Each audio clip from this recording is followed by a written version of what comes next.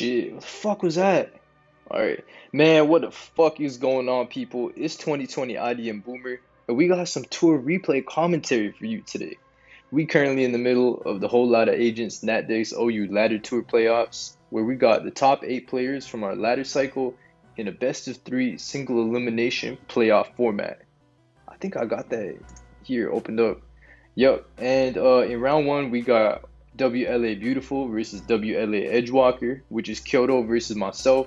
WLA Chris versus WLA Stacy's mom, who was replaced by WLA Harder.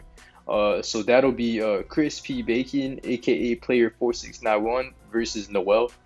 We got WLA Panacotta versus WLA Oculars, where Panacotta is actually not Panu, because Agency X the Baby decided to be an imposter.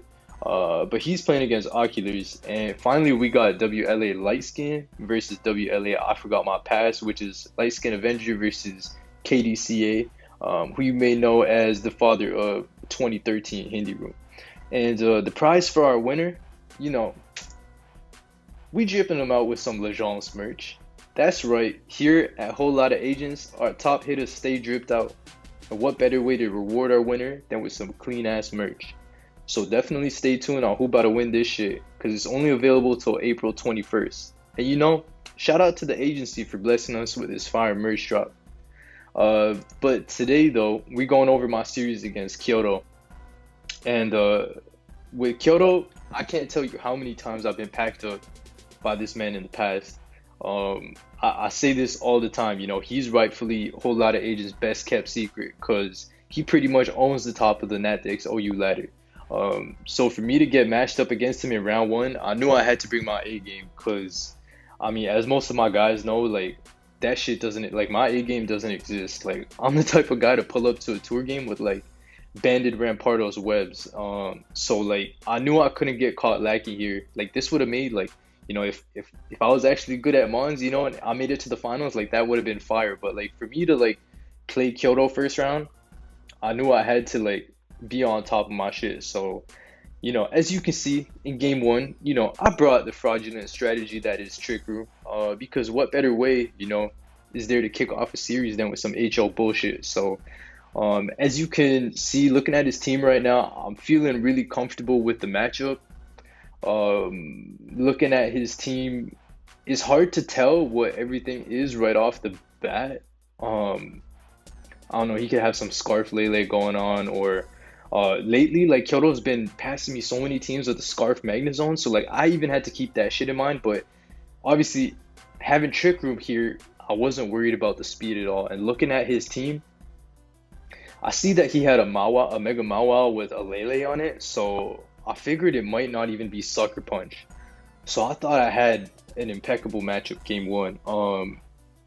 But you know, my dumbass started off this game misclicking first turn. You know, I'm gonna click play here, hold up. So first turn, I sent out my fucking Cresselia, you know, and oh shit, hold up, man, my bad. Right, so I lead Cresselia by accident, because I'll be honest, bro, like, look back at this shit. Cresselia and Hatterene are like basically the same fucking color, right? So I click Cresselia, which is not the biggest of deals, because he's not gonna lead a hazard setter, because he knows I'm leading Hatterene, right? So it's not the end of the world. But you know, like, I let off my Cresselia and I was just like, shit, how do I misclick the first turn of the game? But you know what? It's not a problem. I'm still gonna get my Trick Room up, unless he super duper, you know, 100% crits me or some shit like that. If he's like, I don't know. I don't think Steelium can, or maybe even Steelium, maybe even, I don't know. I don't think, like, I've never seen a Cresselia get O-code in my life.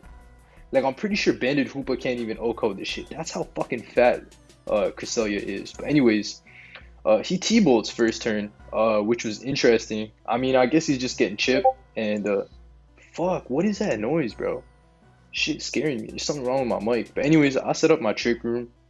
You know, and I have Lunar Dance, I think like Moonlight and like Ice Beam on this shit. So I'm like, fuck it, you know what, my Cresselia did its job, I'm just about to Lunar Dance up. And he goes into his Dragonite, so I bring in my Melmetal.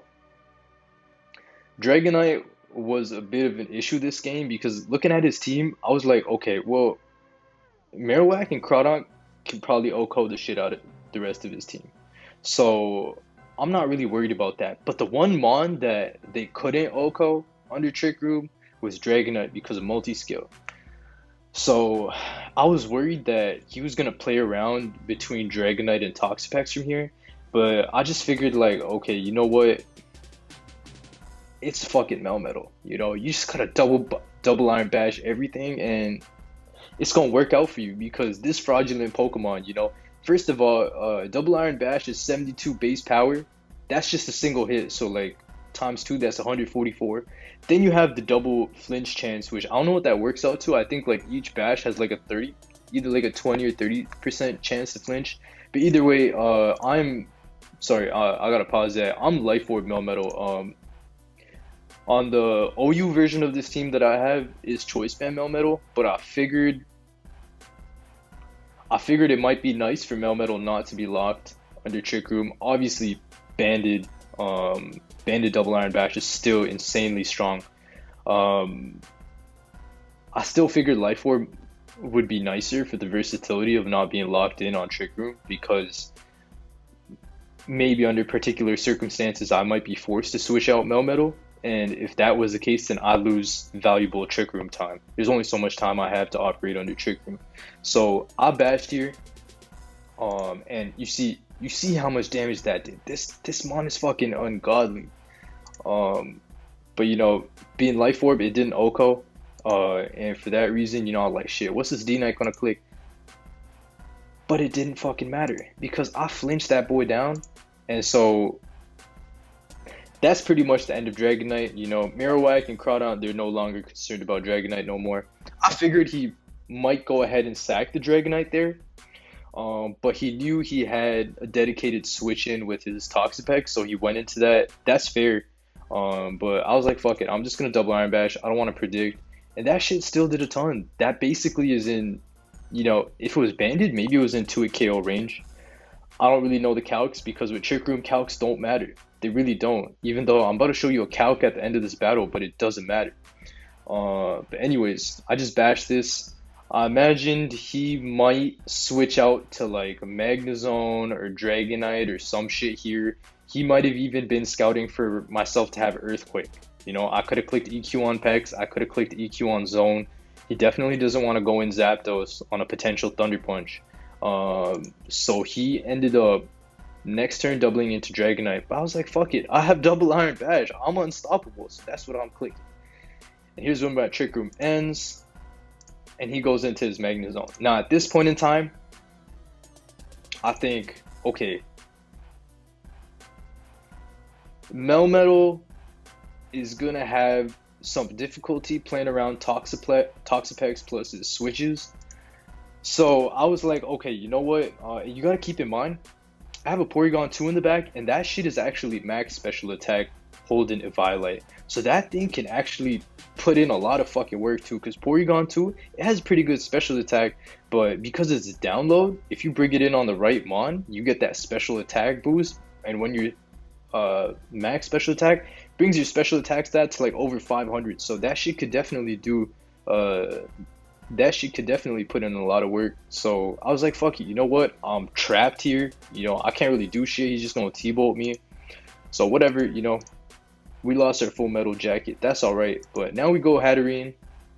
I don't even need to pause here, you know. I'm gonna set up my Trick Room. He crits me, doesn't matter, I'm Focus Sash, and then I get off the Healing Wish. Oh no, I don't get off the Healing Wish. I thought he might stay in with the Magnezone or something, so I got off a Mystical Fire. He went to Pex, which was a good switch, and then he goes back into his Magnezone.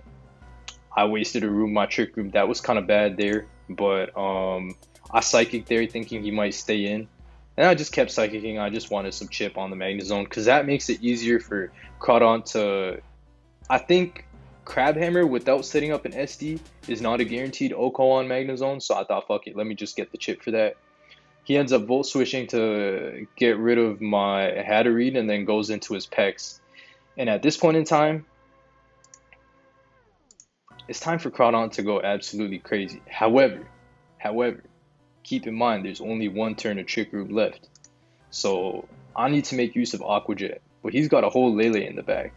And this is where I started to get a little concerned. I'm like, shit, can I even beat this Lele? Because my Porygon is not defensively invested. So if this is something like Specs Lele, I'm pretty sure I just go down because of like I don't think I'm taking those Psychics or those Moonblasts well. But either way, what I end up doing here is I end up SDing. And right here, I should have predicted him to go into Lele, but I didn't want to take that risk. I wanted to keep Crawdon just in case I could set up another Trick Room, which I most definitely could have with my Porygon. So I just Aqua Jet in the event that he decided to predict my prediction of him going into his Terrain Setter. I still Aqua Jet, so he caught me there. But it was safe for me to go into Porygon. And I got the attack boost here, which was super mid. But it didn't matter. But either way, I just came in to set up Trick Room, which is what I did. And then he goes hard into his Mawile, which is what he's gonna Mega with. Now keep in mind, he's got Mega Mawile on Psychic Terrain. I figured it didn't have Sucker Punch. I wasn't sure what attacks it was running then. I wasn't even sure if it was SD, if at all. It might have just been completely coverage move. But either way, I got my Trick Room up, and I was going to teleport out here, which is exactly what I did. But he was Rocks. He was Rocks the entire time. And I was like, shit, Rocks is bad for my Marowak. But at the end of the day, you know, like, most of his Mons that he has left, they're Mons that Marowak could pretty much break through. So I was like, okay, you know what? I dropped a Looter Dance earlier in the battle. I still didn't get to use that. I dropped a Healing Wish as well. So I know at some point one of those are going to activate. And one of my Mons will be able to heal up to full, or at least heal up to full and then take the Rocks damage, which is okay. So anyways, I teleport out into my Marowak.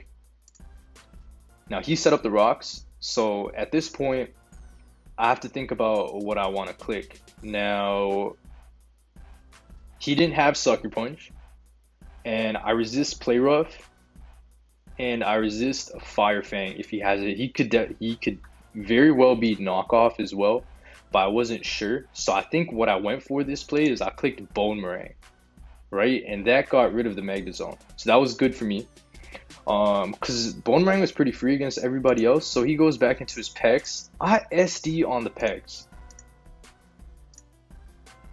In hindsight, I'm gonna be honest with you, I had no idea if this shit was knockoff or not. But I felt like if he did knock me off here, then I would still need to be +2 anyways to do any type of damage. So I got off the SD, and he was running Liquidation.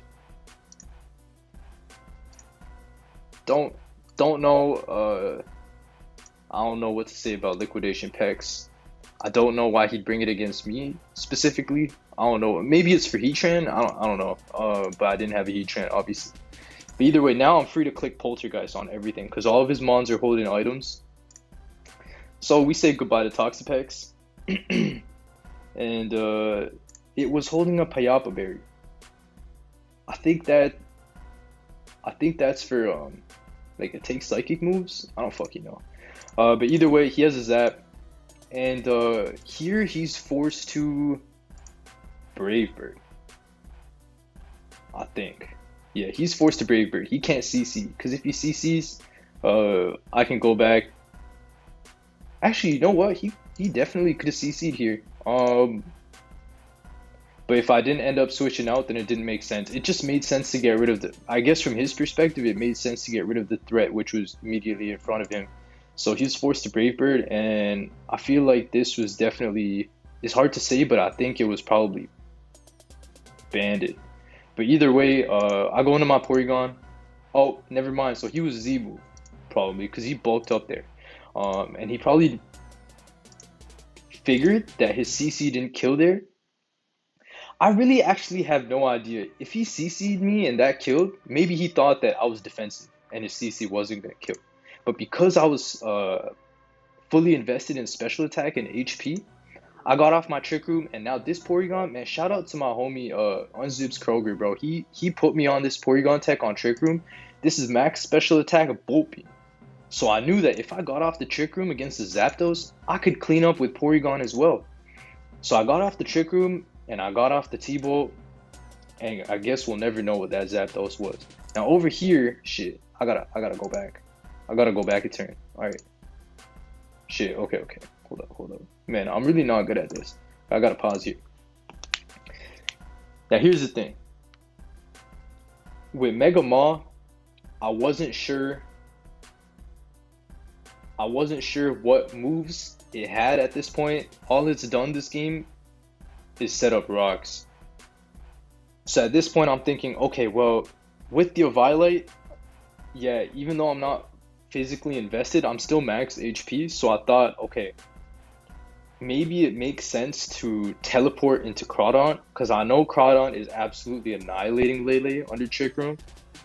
But I wanted to know if Mega Maw would get O-code by Crawdon. Now the thing is here is that it's undoubtable that, you know, Porygon could have stayed here and put in more work, but to me the Trick Room turns were more valuable.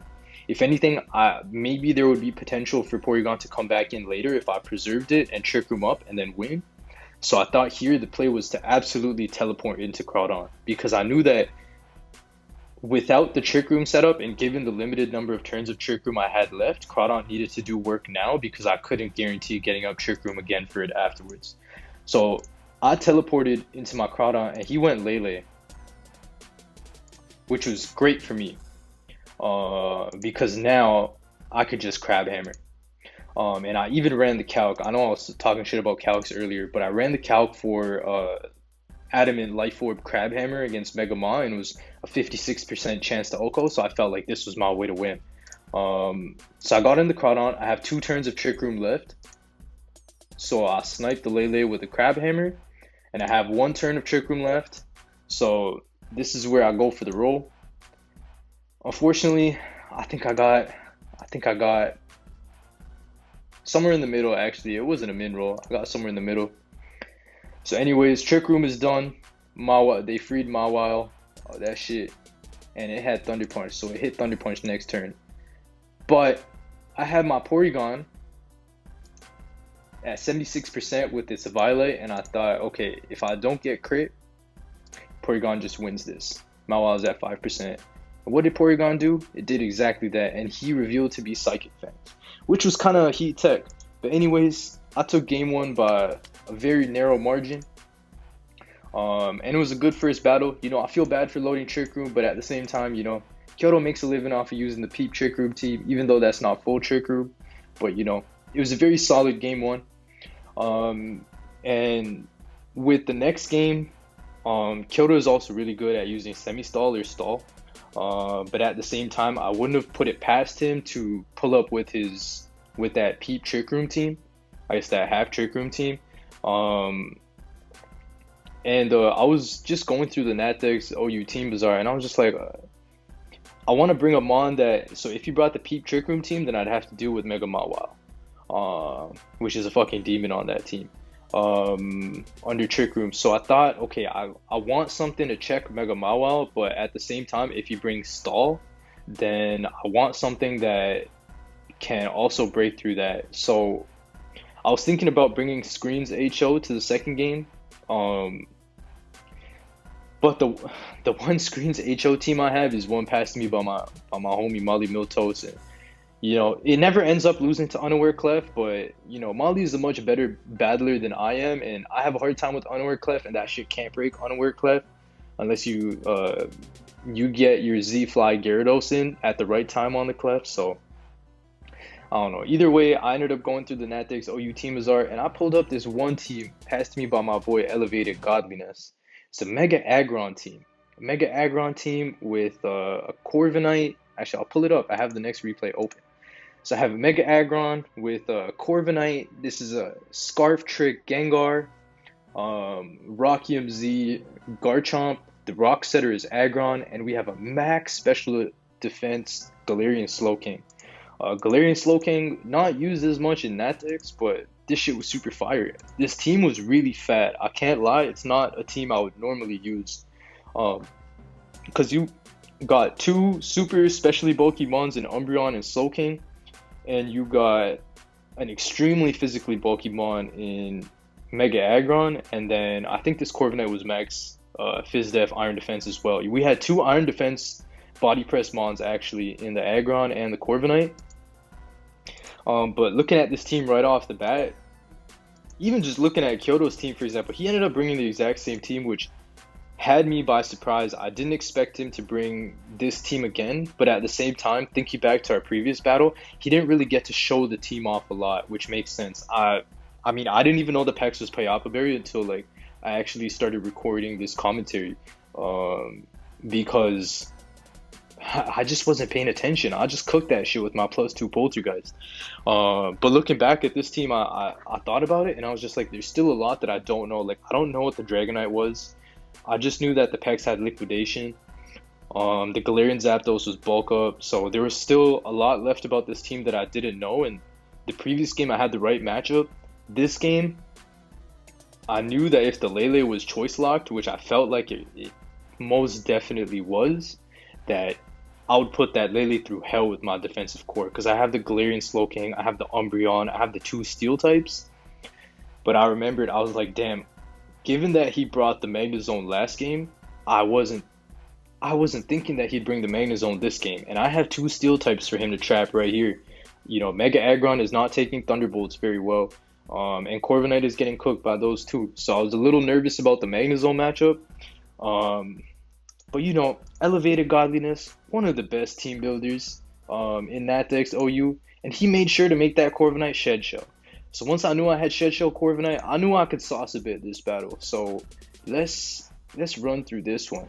I led here with Galarian Slowking, and the reason why I led Galarian Slowking was I felt like he might lead. I felt like he might have expected me to lead with Aggron or Garchomp as my rock setters, but I thought I wasn't really in a rush to get my rocks up right away, and I didn't want him to snipe my rock setter right off the bat. So I led my Galarian Slowking, and he led his Mawile, which was a good lead, because Mawile can take care of.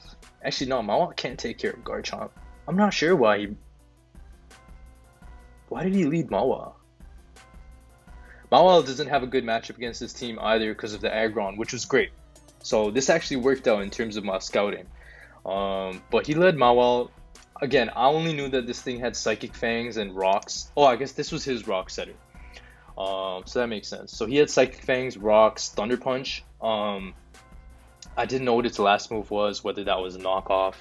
But obviously I was entirely specially defensive invested with this Slowking. So I think I just switched out right away. I went to the Corviknight because I could defog the shit away as well. He got his rocks up, and I was max invested defensively. I'm not sure how much Thunder Punch does, but I wasn't really worried about Mawile this game, which worked out because I knew he wasn't boosting with SD. At least that's what I thought. I mean, the moveset was really strange, but either way, I went to Corviknight, and given he had a Magnezone, but knowing that I had Shed Shell, I thought I'm gonna play super liberally with Corviknight, and it was I can't tell you how liberating it was to just not live in fear of a Magnezone with a Shed Shell Corviknight. So shout out to Elevated for that. But I defogged. He Thunder Punch, which did a lot of damage, but I just roosted that shit off. He got his rocks back up. I Iron Defensed on the potential Thunder Punch or Ice Punch. He Ice Punched there, probably thinking that I switch into Garchomp to take the Thunder Punch. So we learned what his 3 moves were on that set. He's Thunder Punch, Ice Punch, and Psychic Fangs, which is cool. He basically has Bolt Beam coverage with Psychic Fangs, so that's an interesting set. So shout out to Kyoto for that. But having the Iron Defense on Corv, and I'm sure he probably thought I was a maniac for staying in with Corv and Iron Defensing and defogging when he has a Magnezone in the back. Then he goes to Pex. I just defog them shits away.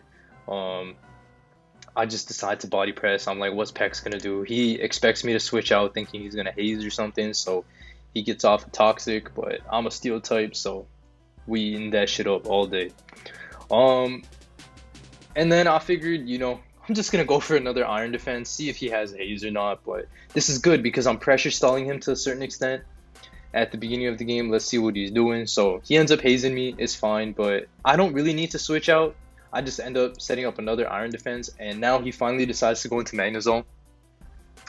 I feel like I feel like if I was in Kyoto's position, I would find it really odd that I'm setting up iron defenses with Magnezone right off the bat. If I wasn't Shed Shell, other things, maybe I could have been like, I don't know what the electric weak berry is or something like that. But I feel like that should have been an indicator for him to know that I was definitely Shed Shell for me to be playing so liberally with my Corviknight. But either way, this is great because on his Volt Switch, I can just pivot into my Garchomp. And now I can safely, oh wait, but Garchomp actually isn't my rocker on this team, which is unfortunate. This would have been a great time to get my rocks up. But he Volt Switches into that. I am Rockium with SD, Scale Shot, and EQ. So he's not going to stay in on my EQ. He's most definitely Specs, I feel. So his options were to pivot into Galarian Zapdos or his Dragonite. So I just got off the Stone Edge. He decides to go to Lele, but he dodges the Stone Edge, which is okay. I have a zillion Lele checks on this team, so I'm not going to cry about missing a Stone Edge. I usually don't miss those. I go into my Galarian Slowking because it's a fucking Max Spidef AV Slowking. You know, the worst he's going to do is Psyshock me, and if he does, then I have a billion things to switch into, and it has Regenerator. So I wasn't really worried about my Slowking. I thought I'd go into it first. Kind of surprised that he T-bolted right off the bat. I thought Psyshock was probably the play for him. But anyways, I went into my Slowking, and he set up the terrain for me. So this was a great opportunity to get up a Future Sight, because he didn't have any Psychic immunities on his team, so no Dark types. So I got off my Future Sight. He did a whopping 11% on that. He was the Payapa Berry Toxapex from last game. So Pex is gonna take the Future Sight, but in terrain, it's not gonna enjoy taking it. Either way, I get the Future Sight off. Again, I still don't know if this Toxapex has a knockoff. It would have clicked it by now, but I don't think it does. We know it has Liquidation from the last game, Toxic and Haze, so it's probably Recover. So anyways, I get off the Future Sight. I switch out to my Garchomp because I didn't want anything to get knocked off. I think I could have gone into Corviknight, but if I lost my Shed Shell there, I couldn't play with it as liberally as I wanted to. And then with the Gengar, you know, I'm choice locked. I'm not going into Gengar. I could have gone into Umbreon as well, but it's kind of a lateral play. I just go into Umbreon and we kind of just sit there in front of each other. It's like a Toxapex versus Clef type of situation. I wanted to pressure him offensively, so I went into my Garchomp. He decides to Liquidate there. And I think here I could have gone for the EQ. Here I could have gone for the rocks as well. I think this D-Knight is probably his Defogger. But I had a really good feeling that he was going to switch out his Pex and maybe expect me to go for like an SD or something. But instead of going for SD, I decide that, oh, and at the same time, you got to keep in mind, I got the Future Sight off. So he had to switch out into something that could take the Future Sight. So instead of SDing, I thought, okay, well, if he goes Dragonite, it's probably best that I break the multi-skill. That's exactly what I did with the Stone Edge. And then the Future Sight with the terrain brings Dragonite down super low. Dragonite is pretty much a non-factor at this point, unless he could bring it in later. But at this point, in front of a Garchomp, I don't know, like, what are his options here with the Dragonite? He could have maybe gone into Lele. He doesn't want the Lele to take chip. He could have gone into the Zapdos again. Don't really want the Zapdos to take chip either. So I think here it was fair for him to sack the Dragonite, which is what I think he ends up doing. He just sacks it with E-Speed, so he dies to Rough Skin chip. I click Scale Shot because I'm greedy as fuck. He goes into his Lele. Again, look at the team.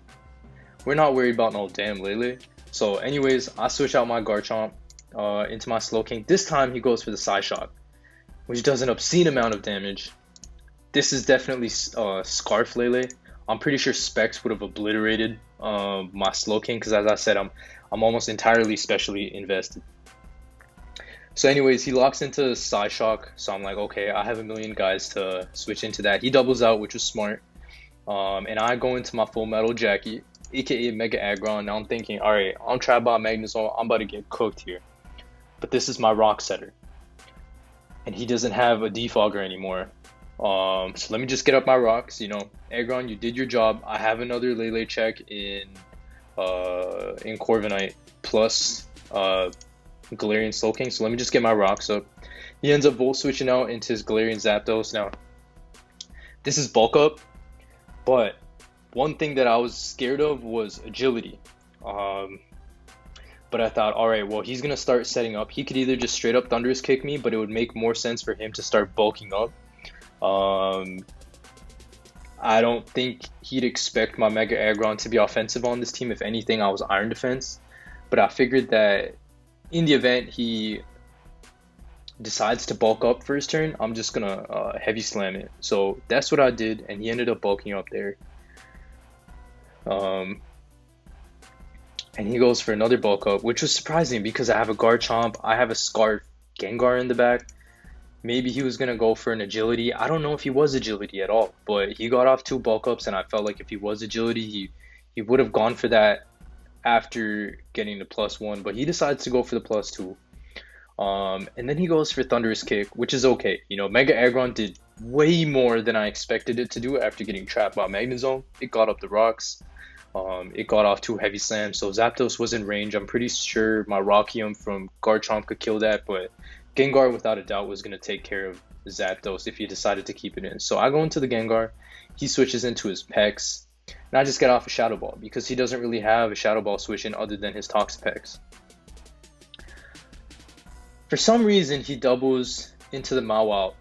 But at that point, I remember looking at his Pex, and I looked at the move pool, and I saw Toxic, Haze, Liquidation, and it had to be recovered. There was not an ounce of doubt in my mind that he could have been knockoff, because you don't run Toxapex without recovering. If you do, you just fucking Psychopath. But I know Kyoto, he's not a Psychopath, so he's definitely recovered. So I figured, okay, he's not knocking off here. The best he could do is Liquidate, and that shit has like 4 base attack, and he might even end up disabling himself.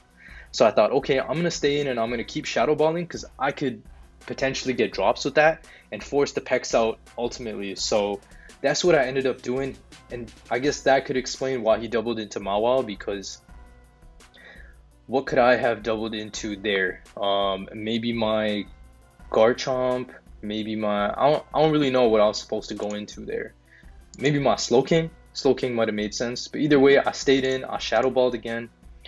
Mawile takes 51 from that, which is great, and I get the Spit F drop. So that was super clutch right there. And as you remember me telling you earlier, he's Psychic Terrain, so he's definitely not Sucker Punch. At least that's what I felt. And he wasn't knockoff. He revealed Psychic Fangs last game, and he was T-Punch, Ice Punch. So I was content to just sit in here and keep Shadow Balling, because that's what... Oh, what the fuck? Nah, I'm dumb, bro. My bad. I don't know. For some reason, I decided to switch out. I don't know why. Maybe I forgot that it had Psychic Fangs last game. I honestly, like, looking back at the replay, remember, like, I think I told you, like, in this replay, when it clicked Psychic Fangs, I actually thought it clicked Thunder Punch, so I wasn't really sure. So maybe I still thought that it had Sucker Punch there, so I was like, fuck it, you know what, I'm just going to switch out, go into my Corviknight, is what I did. He goes back into his Toxapex, so it worked out, you know, he ended up going back into his Pex, so he preserved the Mawile, and I went to my Corviknight. I don't really remember what I ended up doing here. I guess I just went straight to my Slowking, because I'm like, you know what, I'm going to pressure this, I'm going to get off the Future Sight. Because nothing on his team really takes the Future Sight very well, except Magnezone, and then it's about time we start chipping the Magnezone. Because once that goes down, it's free country for all my Future Sights, and Future Sight plus some other move is going to give him a hard time. So I go in, he hazed for some reason, and then he liquidates. I get off the Future Sight, he goes into his Mega Mawile on the switch, I switch out to my Umbreon. Okay, we're going to look at the Mawile again. Okay, so at this point, I'm thinking about during the battle, I'm like, okay, I switched out because I thought it might have Sucker Punch. But looking at the rest of its moves, it was Rocks, T-Punch, Ice Punch. My Umbreon is not scared of Mawile then. I'm just going to get off a Wish, and I'm just going to spam Foul Play. Because Foul Play is going to hit everything on his team except Toxapex really, but Toxapex doesn't want to come in on Umbreon. It's just going to stall itself out. So first I Protect, actually. He gets his Rocks up. I'm kind of dumb for that, but either way, he takes the Future Sight. I get off a wish. His Thunder Punch does 42. It's something light. And then I outspeed, so I get off the foul play. My wall is no longer a factor, and I'm back up at 100%. Now he has to go to Magna Zone here. He's gonna either lock in a T-Bolt or he's gonna Volt Switch out. It's a very free wish for me over here. But I protect first just to scout what he's gonna click, because he's probably choice locked, as we've established from earlier. He goes into Lele. I just decide to get off a wish. He goes for Psyshock. I'm not really scared because I'm pretty sure he was Scarf, and being Scarf, I lived a Moonblast for sure. So he goes for the Psyshock, over predicting that I might go into my Slowking. So I stay in, I get a foul play. He's locked in, so he's forced out. I'm back at 100%. Either I click Wish here or I click foul play just to get some chip. I click Wish here. He stays into T-Bolt. I foul play. I'm back up to 100%, and Magna Zone is slowly but surely getting whittled down. He goes back into his Pex. I go into my Garchomp because at this point in time, it's either free EQs or I get to drop my Z on the Zapdos. So he's in a pretty bad spot. I pretty much have this game wrapped up. So I EQ here. I get the crit, which is crazy. I felt bad about it because I'm pretty sure it didn't kill depending on what he was invested. But again, he didn't take very much from the Shadow Ball from Gengar, which might have led me to think that it was a Spadef Pex. But at the same time, that crit definitely mattered. But either way, he was pretty much on a timer. I don't think Kyoto could have won this game. I didn't even need my Garchomp to win at this point. Because I still had Trick on my Gengar at the end, which would have whittled down his Toxapex at a certain point. And his Zapdos was done, and his Lele was eternally walled by my team. So I'll still feel bad about the crit, but I'm not going to say it made a huge difference in the outcome of the game. I went back into my Slowking. He goes for Moonblast here.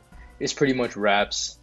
On the Zapdos, I think I decide to Scald because I just wanted to get the chip. And then here, I think I decide to sack my Garchomp. He went for the Z because he was at 1%. It makes sense. But now I just have my Scarf Gengar to take care of the rest of his thing. He still had the Scarf Lele, but it doesn't matter. Gengar outspeeds. And then I don't remember what the Magna Zone was at, but I just decided, fuck it, you know, the Umbreon is going to wall it. So I'll just get off my Shadow Ball and then kill it with the foul play. And that's pretty much that. It was definitely a good 2 games. I expected Kyoto to bring a different team the second game, so I was kind of surprised by that. But, you know, shout out to Elevated Godliness for this team. I didn't even ask him for it. I just went to the Team Bazaar and picked this up, but it was definitely fun, these 2 games. I'm really looking forward to how the rest of the tourney plays out. And my bad if I sound a little quiet. I'm currently fasting because my bro's locked, but I just want to give a quick shout out to everybody and a whole lot of agents. We're trying to be a little more consistent with the uploads. I'll try my best, you know. But yeah, appreciate you tuning in. Hope you enjoyed this Ladder Tour playoffs commentary. Be sure to comment, like, subscribe, and stay tuned for how the rest of these playoffs pan out. We'll catch you at the next one.